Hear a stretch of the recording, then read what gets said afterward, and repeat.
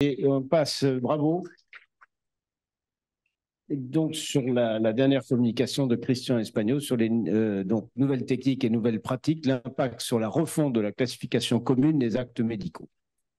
Merci, Monsieur le Président, de m'avoir permis de faire le point auprès de vous de l'activité du Haut Conseil des nomenclatures et en particulier des questions et des interrogations, des réflexions que nous amène justement ce formidable développement des nouvelles techniques et des nouvelles pratiques depuis une vingtaine d'années. Alors, je parle sous le contrôle de François Richard, qui est le président du Haut Conseil des nomenclatures.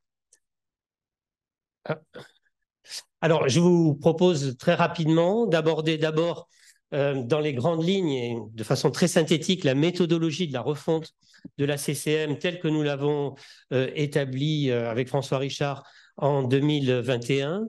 Puis je ferai donc un impact sur les nouvelles techniques et les nouvelles pratiques et toutes les réflexions que ça amène parce que ça doit modifier de fond en comble la conception à tous les niveaux de la CCM. Et puis en guise de conclusion, je vous ferai un petit état d'avancement très rapide et les prochaines étapes du Haut Conseil des nomenclatures, qui est une structure pérenne et qui aura vocation à persister après que nous ayons fait cette refonte de la nomenclature. Alors, quand on parle de nomenclature, il faut bien, de la CCM, il faut bien intégrer deux choses. D'abord, il y a le stock des actes existants et puis ensuite, il y a la gestion du flux, c'est-à-dire des actes innovants qui rentrent au fur et à mesure et qui doivent être inscrits de façon beaucoup plus fluide et beaucoup plus rapide qu'ils ne le sont actuellement à cette nomenclature. Alors, plantons très rapidement le décor. La CCM, c'est quoi? Eh bien, c'est une base de données de 13 300 actes techniques actuellement qui sont réalisés plus de 10 000 fois par jour par l'ensemble des médecins de notre pays et qui, fait unique, je crois, dans le monde, sont tous concentrés auprès d'un serveur unique, la CCM, au niveau de l'assurance maladie. C'est donc une base de données absolument extraordinaire qui concentre l'ensemble de l'activité technique médicale. Sur le plan médico-économique, c'est également une structure lourde, hein, puisqu'elle représente même actuellement un peu plus de 14 milliards d'euros. Je ne parle que des honoraires à la charge de l'assurance maladie. Je ne parle pas des compléments d'honoraires. Enfin, depuis sa mise en place en 2020, la CCAM a connu un certain nombre d'évolutions, puisque vous voyez on en est à la 71e version. Mais ces évolutions sont des évolutions à la marge, chaque version correspondant en fait à l'introduction d'un nombre trop rare d'actes innovants. Et donc le problème, c'est qu'actuellement, la CCAM est devenue un outil obsolète en comparaison justement avec l'importance et le développement des techniques et des pratiques. Alors, comment on a décidé de travailler? Eh bien, en 4 étapes.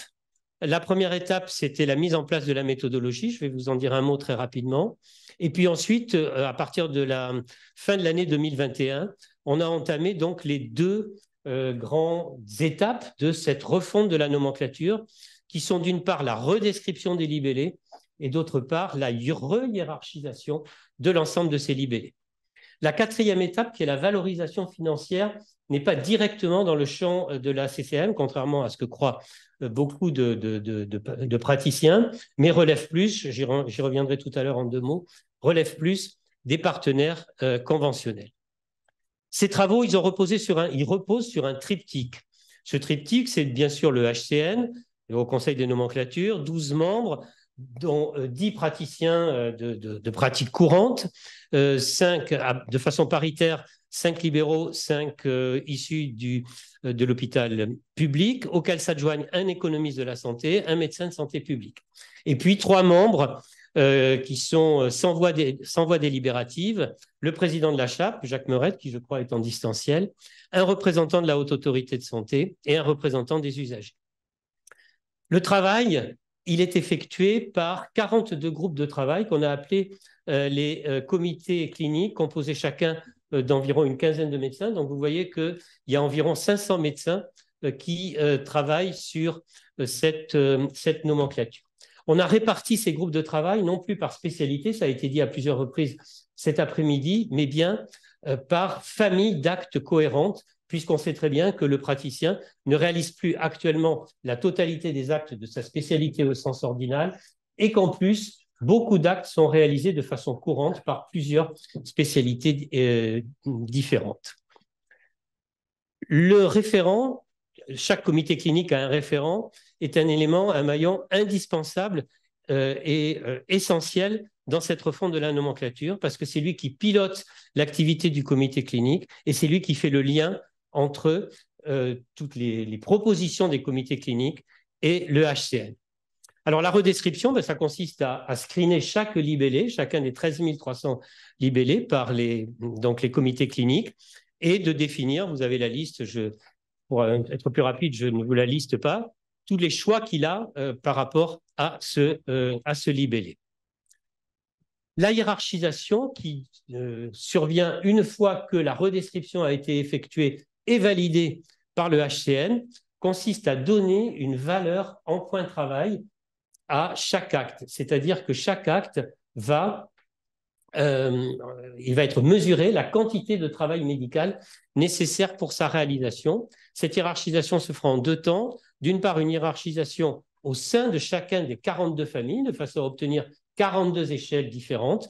Et puis ensuite, le deuxième temps, ce sera une hiérarchisation interfamille pour assurer, à l'aide d'actes ponts, d'actes liens, une bonne coordination entre les valeurs respectives de chacune de ces familles. Les critères pour définir la valeur travail de chacun des actes n'ont pas changé. Ça correspond à la durée, bien sûr, de l'acte. Ça correspond également à trois notions plus subjectives, l'effort mental, la technicité et le stress généré par les actes. Alors, un mot concernant cette fameuse valeur financière de l'acte, même si ce n'est pas dans le champ directement du HCN, les travaux du HCN et la hiérarchisation en particulier ont un impact important, puisque la valorisation d'un acte correspond d'une part à la rémunération du travail, et ce travail est actuellement calculé en fonction justement du nombre de points de travail qu'on aura attribué à l'acte, multiplié par un coefficient de conversion monétaire. Celui-là, il est à la main des partenaires conventionnels. Et puis se rajoute le coût de la pratique, qui correspond à toutes les charges inhérentes pour le chirurgien, pour le praticien, à la réalisation de l'acte. Et là encore, le calcul du coût de la pratique est à la main des partenaires conventionnels. La gestion du flux, eh bien, c'est l'introduction des actes innovants après qu'ils aient été évalués par la HAS. Cette évaluation est actuellement beaucoup trop longue. Ça fait plusieurs mois, voire pour ne pas dire plusieurs années, que l'Académie se penche sur ce problème avec d'autres structures et on essaye tous de faire en sorte que ce processus d'inscription des actes innovants dans la nomenclature soit beaucoup plus rapide. En l'état actuel des choses, lorsque un acte a été validé par la HAS, il nous parvient par le biais de l'UNCAM et là, on a deux tâches à faire. D'une part, valider les libellés qui sont proposés par la HAS, avec l'aide bien entendu des praticiens, des comités cliniques et des référents, et puis hiérarchiser cet acte selon les modalités que je venais de vous donner. Un élément nouveau très important lors de la mise en place du HCN, c'est que maintenant nous avons la possibilité, soit comme c'était le cas jusqu'à présent, de proposer une inscription définitive, mais on peut également proposer une inscription provisoire pour 3 ans renouvelable sous condition d'un registre, ce qui peut permettre d'accélérer l'évaluation, en particulier par la HAS, si les données ne sont pas encore suffisamment consolidées. Alors, l'impact des nouvelles pratiques et des nouvelles techniques. Un point important à noter, c'est que cette extraordinaire base de données, qui aura une importance de plus en plus grande avec les algorithmes et l'intelligence artificielle, repose sur un codage de chacun de ces actes avec 4 lettres. Et en particulier, je voudrais faire un focus sur les 2 dernières lettres qui définissent le type d'action de l'acte et la dernière, le mode d'accès et le guidage. Les choses, donc, on l'a dit toute l'après-midi, ont beaucoup évolué et il faut revoir, on le fait avec la structure ad hoc, c'est-à-dire l'ATIH, il faut revoir les modalités de description de ces 2 dernières lettres pour qu'elles correspondent mieux à la réalité des choses, puisqu'actuellement, par exemple, la dernière lettre privilégie tantôt le mode d'accès, tantôt le guidage, ce qui est assez confusant. Les trois chiffres, servent uniquement à distinguer les différents actes qui auraient le même codage en termes de lettres. Donc, depuis la mise en place de la CCM, entre les années 2098 et 2003, les pratiques et les techniques de nos actes se sont profondément modifiées, en particulier en raison du développement des actes interventionnels. Et cette révolution, je n'aurais pas dû dire donc interventionnelle, mais opératoire, nécessite la refonte de nombreux libellés, une nouvelle hiérarchisation, une évolution du codage pour disposer d'une base de données plus robuste et plus cohérente. Ça nécessite de revoir et de réfléchir à l'ensemble de ces impacts. Par exemple, les différentes voies d'abord, je vous l'ai dit, qui sont définies par la 4e lettre du codage, eh bien, il faut revoir, tel que ça a été dit également à plusieurs reprises cet après-midi, selon les différentes voies d'abord possibles. Ça, donc, c'est essentiellement un impact sur le codage. Les guidages, qui ont connu un formidable développement depuis 20 ans, alors qu'il y a 20 ans, le guidage était beaucoup plus parcellaire et radiologique. Actuellement, il y a des tas de types de guidage possibles. Il faut que les libellés, les notes qui accompagnent ces libellés, décrivent beaucoup mieux les différentes modalités de guidage qui sont actuellement employées. La robotique, l'Académie s'est penchée également dessus, avec en particulier les travaux qu'a fait Jacques Meurette. Actuellement, il y a un certain nombre d'actes réalisés à l'aide de la robotique qui font l'objet d'un code d'extension documentaire, c'est-à-dire qu'il n'y a pas d'impact sur le tarif de l'acte. Par contre, on peut suivre un certain nombre de ces actes. Il sera très important, d'une part, d'insérer dans l'inscription tarifante de la CCM les actes robotisés lorsqu'ils seront validés par la HAS. Et il est non moins important d'étendre considérablement les codes d'extension documentaire, puisque chaque mois ou chaque trimestre, il y a de nouveaux actes qui sont réalisés à l'aide de la robotique pour pouvoir continuer à suivre en temps réel tous les actes qui sont faits à l'aide de la robotique, même s'ils ne sont pas encore validés sur le plan tarifaire. On pourrait multiplier les exemples. On a eu une séance passionnante il y a très peu de temps sur l'essor des aides numériques. Cet essor des aides numériques, non seulement elle peut avoir un impact sur la description, mais elle a un impact très fort sur la hiérarchisation, ne serait-ce que sur la durée des actes, avec en particulier toutes les durées pré-opératoires qui ne sont pas actuellement prises en compte. Ça a un impact également, bien sûr, sur un autre critère que je vous ai cité, qui est la technicité de l'ensemble de ces actes. Enfin, on mène également des réflexions concernant un certain nombre de dispositions générales qui sont devenues obsolètes.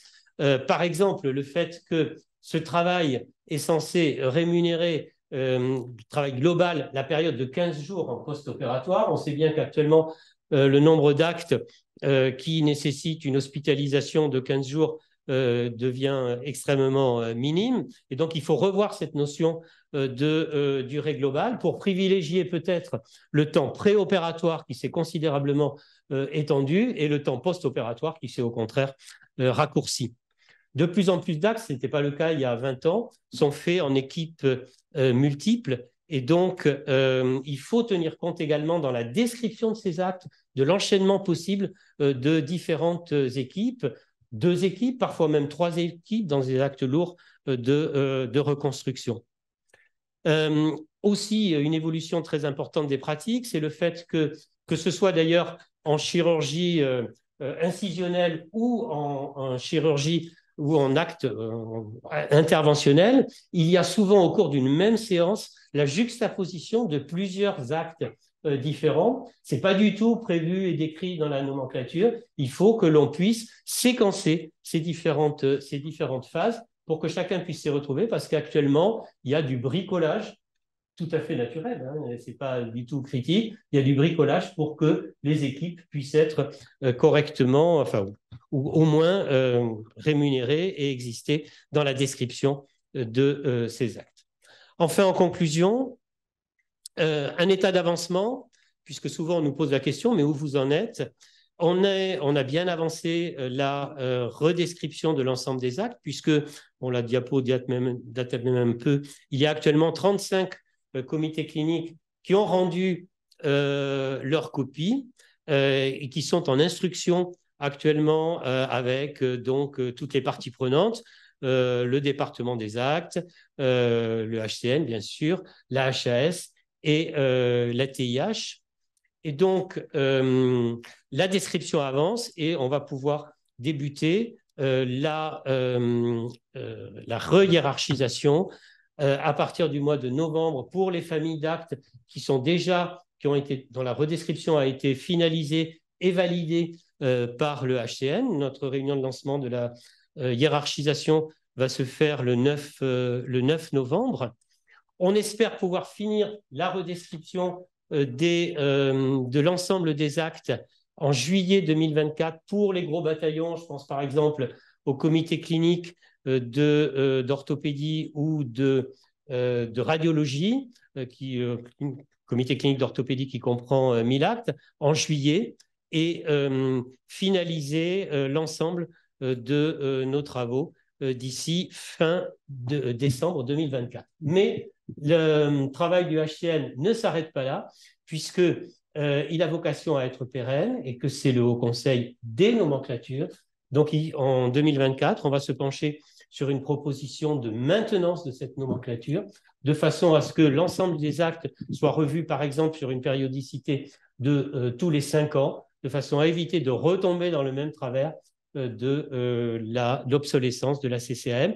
Et puis, comme c'est le Haut Conseil des nomenclatures, il faudra aussi s'intéresser à l'impact, qui n'a pas été fait jusqu'à présent, de toutes ces nouvelles pratiques, ces nouvelles techniques, dans les 2 autres nomenclatures qui sont à la LAP, à la liste des actes et prescriptions, que sont l'ANGAP pour les actes cliniques et la NABM pour les actes de biologie. Je vous remercie. Merci. Alors, j'espère que vous ne procédez pas par ordre alphabétique parce que, heureusement qu'on a un grand écran, on ne voyait pas l'urologie en bas. Donc, il va passer en dernier. Voilà, bon, ça c'était pour rigoler un peu parce que donc, il y a cette question donc, de la valeur financière de l'acte, finalement. Enfin, bon, il y a un travail énorme qui est, je dirais, d'ordre réglementaire et de clarification des actes. C'est absolument magnifique et tellement indispensable. Et je ne sais pas si, vu le rythme des innovations, tous les 5 ans, ce sera suffisant. Enfin, je pense qu'il y a assez de travail pour ça. Là, ce qui m'inquiète plus, enfin, c'est l'objet de ma question, donc, et ça me concerne actuellement personnellement, c'est un acte est validé pour remboursement, en tout cas est validé par la Haute Autorité de Santé, c'est-à-dire qu'il a passé, vous le savez, la sécurité, la preuve clinique, etc. Et donc, il va à l'INCAM qui immédiatement l'envoie au HCN pour sa... Alors, il y a un certain nombre de délais qui ont été définis. On l'a regardé il n'y a pas longtemps avec François Richard. Effectivement, on a constaté qu'il n'y avait pas de délai réglementaire pour que l'UNCAM nous fasse passer l'acte une fois qu'il est issu de la HAS. Mais en pratique, d'abord, on va veiller au grain, et en pratique, quand même, actuellement, l'UNCAM, nous, parce que c'est le département des actes avec lequel on travaille tous les jours, nous fait passer ces actes rapidement. Mais après, il y a tout un travail d'études, d'échanges avec la HAS, et il faut qu'on aille plus vite. Nous, on a 6 mois pour rendre le travail qu'on a fait, c'est-à-dire la redescription et la hiérarchisation. Alors, 6 mois renouvelables une fois, mais on est tout à fait prêt à ce que ce soit 6 mois non renouvelables. Parce que moi, je croyais justement que ce délai de 6 mois, c'est le délai entre la HAS et l'UNCAM. C'est-à-dire que c'est le délai. La HAS interroge l'UNCAM, donc il y a 6 mois, effectivement, entre l'UNCAM et vous. Et après, il y a encore... Non. Il y a un temps qui n'est pas défini entre l'UNCAM et nous nous avons 6 mois pour rendre notre copie, pour faire un rapport pour l'acte, pour la hiérarchisation. La question de la valeur ajoutée de l'acte par rapport à l'existant, puisque souvent on procède par comparaison, par rapport à un traitement référent, un comparateur, on l'appelle. À quel moment elle est valorisée, cette valeur ajoutée de l'acte innovant? Ça, c'est au niveau de la HAS qui définit ce qu'on appelle l'ASA, qui n'a rien à voir avec l'ASA des spécialistes. C'est l'amélioration du service attendu et qui est coté de 1 à 5. Et d'ailleurs, c'est une action qu'on est en train de faire parce qu'on ne le voyait pas pris en compte, c'est pour ça. Non, alors, c'est-à-dire que l'HAS le dit au moment où il nous envoie l'acte. On sait que c'est un ASA, 1, 2 ou 3 qui sont les plus améliorés, ou 4 et 5 qui sont les moins améliorés. Et on a d'ailleurs un problème technique, c'est que les ASA 4 et 5 n'ont pas le droit d'être mis en inscription provisoire, alors qu'en fait, c'est ceux qui devraient le plus être mis en inscription provisoire. Donc, on est en train d'essayer de faire passer dans le cadre du PLFSS un amendement pour que justement tous les actes, ça dépende de nous et que ça ne soit pas quelque chose qui, en fait, correspond à un copier-coller qui a été mal fait il y a 2 ans et qui est purement administratif. D'accord, oui. Qui est-ce qui décrète qu'un nouvel acte doit rentrer dans la nomenclature? C'est l'UNCAM. Dans la loi, quand il y a un nouvel acte, pour qu'il se rentre dans la nomenclature, il doit passer devant la HAS qui définit ici, au point de vue sécurité, efficacité, comme l'a dit Christian, il répond aux normes. L'HAS l'envoie à l'UNCAM, qui nous l'envoie pour notre avis, parce qu'avant, c'est l'UNCAM qui décidait, et l'UNCAM était jugé partie. Donc là, elle demande au HN, qu'une structure indépendante, d'écrire l'acte, vérifier si la description de l'acte est bonne, et ensuite de la valoriser en termes de points de travail, pas en termes d'euros, et de dire à l'UNCAM, eh bien oui, l'acte sous tel intitulé, avec telle valeur, peut être inscrit. Ensuite, l'UNCAM reste le décideur final. C'est-à-dire qu'il y a un certain nombre d'actes qui sont proposés par la HAS. La HAS a considéré qu'ils étaient potentiellement possible de les inscrire et de les tarifer, mais l'UNCAM décide qu'elle ne les tarifera pas. Et il y a dans la CCM actuelle, c'est ce qu'on appelle la CCM descriptive par rapport à la CCM tarifante, il y a une dizaine ou une centaine d'actes qui sont inscrits, mais qui sont sans tarif, parce que l'UNCAM a décidé de ne pas les tarifer. Et d'ailleurs, c'est pour ça que, avec Christian, on fait un travail parce qu'on pense que le Haut Conseil doit tous les ans faire un rapport. Donc, on a fait le rapport sur l'année et demie qu'on a travaillé de ce qu'on fait et de montrer ce rapport aux commissions des affaires sociales du Sénat et de l'Assemblée nationale pour que officiellement les conclusions soient connues et que ça ne reste pas dans c'est très important. Entre-soi où personne ne sait ce qui se passe. Donc, on est en train de travailler là-dessus. Ouais, c'est l'essentiel, Hubert.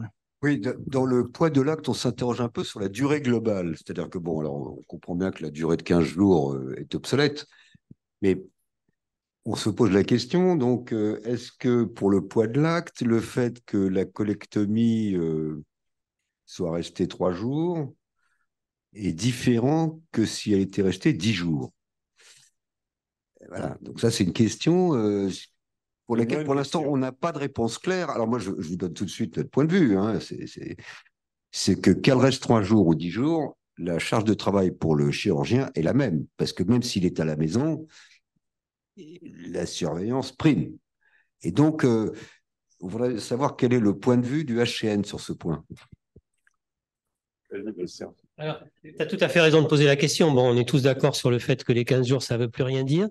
À une époque où je m'intéressais au développement de la chirurgie ambulatoire en France, il y avait eu un certain nombre d'études qui étaient intéressantes, qui montraient que la charge de travail médical, quand un acte passait de 7 jours à 3 jours, de 3 jours à l'ambulatoire, la charge de travail médical ne bougeait pas, pratiquement. Donc, c'est-à-dire que c'était beaucoup plus concentré. Il y a, comme tu l'as dit, également une obligation réglementaire, voire judiciaire, de surveillance ensuite à distance.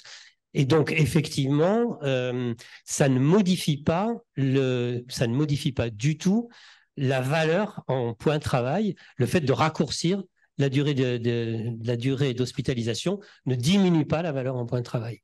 Par contre, le temps préopératoire, lui, alors on est un peu dans l'inconnu, je ne l'ai pas dit parce que j'ai voulu aller trop vite, mais on a avec François fait une enquête auprès de tous les référents, tu le sais, pour essayer de mieux avoir une visualisation de quelles sont les aides numériques, par exemple, qui sont utilisées de façon maintenant courante, enfin pas exceptionnelle, de façon à essayer de mieux intégrer justement les facteurs liés à ces aides numériques, que ce soit la durée ou que ce soit la technicité, par exemple. Merci. Alors, on a 3 questions à distance. Jacques Meurette, Francis Michaud, Hubert de Salle. Donc, en premier, Jacques Meurette. Oui, simplement pour préciser, Monsieur le Président, la suite du trajet entre le circuit dès l'instant où un acte nouveau, c'est le CNP qui demande à la HAS. La HAS a donc inscrit ou non cet acte à son programme de travail parce qu'elle est limitée. Et donc, il y a des fenêtres. Et donc, si la HAS ne le met pas à son programme de travail, ben, il faudra attendre ultérieurement. Ensuite, comme l'a dit Christian et comme l'ont dit Christian et François, c'est étudié, quand la HAS a donné son avis, c'est étudié par le HCN en général dans les 6 mois. Ça passe très très vite. Ensuite, cet acte est donc accepté par l'UNCAM. Il passe à la commission de hiérarchisation des actes et prestations, qui est la commission que je préside, qui est donc une commission paritaire entre les syndicats médicaux et les caisses d'assurance maladie, CNAM et MSA. Et une fois que ça a été voté en CHAP, à ce moment-là, il est envoyé au ministre pour avis et sans réponse du ministre, à ce moment-là, il sera inscrit au journal officiel. Voilà un petit peu le circuit à partir du moment où il y a eu la demande d'un acte nouveau à la HAS et la publication au journal officiel. Alors, merci de ces précisions, effectivement. Alors, Francis Michaud. Oui, merci Pascal de donner la parole. Je voudrais rebondir sur ce que tu as évoqué, mais d'un de 3 mots, qui est la valorisation financière des actes et ainsi réactualisés. Parce que finalement, vous faites un travail immense qui est magnifique, mais comme vous allez vous heurter à la valorisation de l'acte, bon, je sais que cette décision va vous échapper puisque vous n'en êtes pas responsable, mais j'ai le souvenir de précédentes révisions de la nomenclature qui s'étaient arrêtées à ce stade-là et qui n'avaient jamais vu le jour pour cette raison. C'est que augmenter la valorisation d'un acte fait plaisir à tout le monde et là tout le monde est d'accord, mais ça suppose aussi que forcément un certain nombre d'actes vont se trouver dévalorisés. Et là, vous risquez de vous heurter à ceux qui le pratiquent, qui n'accepteront pas une dévalorisation d'un acte. Et si ceux qui le pratiquent sont très nombreux et ont un pouvoir d'influence et un lobbying important, ça risque à ce moment-là de mettre en péril la totalité de l'édifice, non ? Oui, non, mais la remarque est juste. Le but et notre mission, c'est de faire une description qui, sur le plan technique et scientifique, corresponde à la réalité. Si on dit qu'un acte A vaut 4 fois plus qu'un acte B et qu'un acte C vaut 3 fois moins que l'acte A, c'est dans la nomenclature. Après, ça sera et les pouvoirs publics et les syndicats de médecins qui seront les responsables du fait que le nombre d'euros correspondant à cette échelle qui, elle, ne bougera pas, seront parallèles ou pas parallèles à ces échelles relatives. Et donc, à ce moment-là, c'est la négociation conventionnelle entre les syndicats et l'UNCAM qui décidera si on considère que certains actes dont la valeur a manifestement diminué parce qu'ils se font plus rapidement, avec beaucoup moins de difficultés, etc., doivent être baissés ou pas baissés, c'est leur responsabilité. Simplement, la CCAM, elle, en termes de point de travail, elle ne bougera pas en fonction de la négociation conventionnelle. Donc, chacun aura pris ses responsabilités. La deuxième chose, c'est que le fait que, comme l'a dit Christian, on a exigé qu'il y ait une maintenance de la CCAM, ce qui avait été demandé en 2005, mais pas obtenu. Que là, la maintenance, c'est dans nos missions. Ça veut dire que tous les ans, on reverra, soit à la demande des CNP, soit par autosaisine du HCN, on reverra les actes, parce qu'on dira, tiens, tel acte a bougé, etc. Le fait de tous les ans revoir les actes permet beaucoup plus facilement d'évoluer dans la financiarisation. En urologie, la lithotripsie extracorporelle, la partie financière de cet acte-là, en 20 ans, a diminué de façon considérable parce que la technique s'est améliorée, est devenue de plus en plus simple, de plus en plus rapide, etc. Et donc, le fait que maintenant, la CCAM va pouvoir être évolutive, ça va permettre aussi de bouger pour répondre à cette question. Alors, mais tout n'est pas gagné, je suis d'accord. Oui, cette discussion est essentielle, en particulier pour l'innovation. Parce que finalement, le pouvoir, plus ou moins volontaire, mais on l'espère involontaire, de condamner une technique. C'est peut-être ça ce qui s'est passé pour le traitement robotique à distance des thromboses artérielles. De Salles va reprendre la parole et il va nous le dire. Pourquoi cette société a coulé? Parce que il y a toute la question, enfin la fameuse vallée du désert, l'accès au marché. Il y a les coûts de production qui sont beaux. Alors l'exemple de l'électrotricité est excellent. Au début, ça coûtait très cher ces machines, et puis après, le prix a diminué et il était normal à ce moment-là que la CCM suive. Mais il serait aussi normal que face à l'innovation disruptive, on prenne en compte la nécessité d'un matériel qui, par nature, va être onéreux. Juste une réponse. Ça, l'inscription provisoire, déjà existante en termes du HN et ce que propose l'AIS dans le cadre de l'accès précoce, l'inscription provisoire, il est prévu que l'inscription provisoire puisse aboutir à des augmentations ou des diminutions à la fois point travail et donc de tarifs en fonction des résultats des registres, puisque l'inscription provisoire entraîne l'obligation des registres et les registres permettront de quantifier les résultats. Alors, très bonne transition sur les registres, c'était ma question. Qui a la main sur les registres en termes de création, de pertinence finalement du registre par rapport aux questions posées, d'exhaustivité, etc. Actuellement, au niveau des registres, il y a 3 éléments qui jouent. Il y a l'HAS, il y a l'EHN et il y a les CNP. C'est l'ensemble de ces 3 structures qui définit l'importance du registre, et avec la FSM qui finance les registres, une partie des registres. À un moment donné, il faudra décider de l'acceptabilité. Alors, au départ, c'est relativement facile, mais à la fin, de ce que donne le registre. Par l'HAS. Oui, c'est l'HAS, d'accord. Alors, il y a une intervention de Hubert de Salles qui voulait reprendre la parole. La transition est toute faite au niveau des registres grâce à la HAS, nous avons fait un registre sur les anévrismes intracrâniens avec le CNP de neurochirurgie et de radiologie.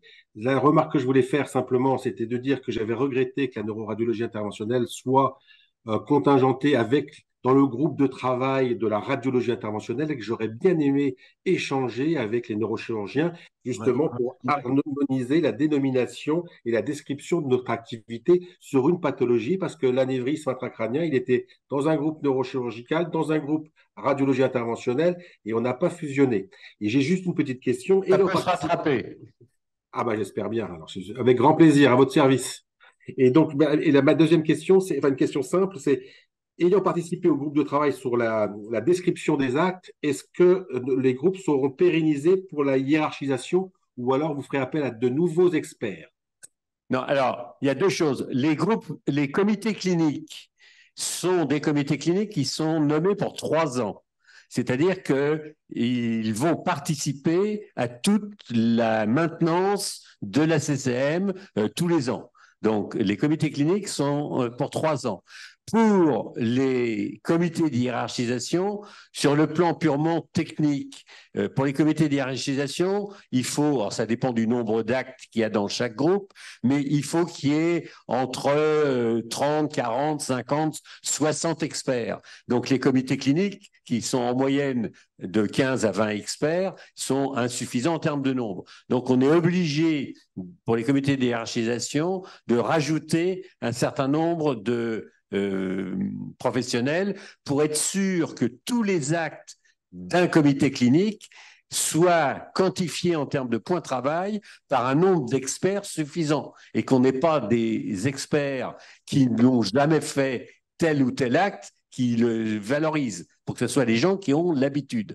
Donc c'est pour ça que les comités d'hiérarchisation seront plus nombreux et avec des membres ajoutés par rapport au comité clinique. Et d'autre part, dans la méthodologie, ça c'est la méthodologie de Xiao qui avait créé ça aux États-Unis, il faut que les experts du comité d'hiérarchisation soient tirés au sort pour des problèmes d'absence de biais.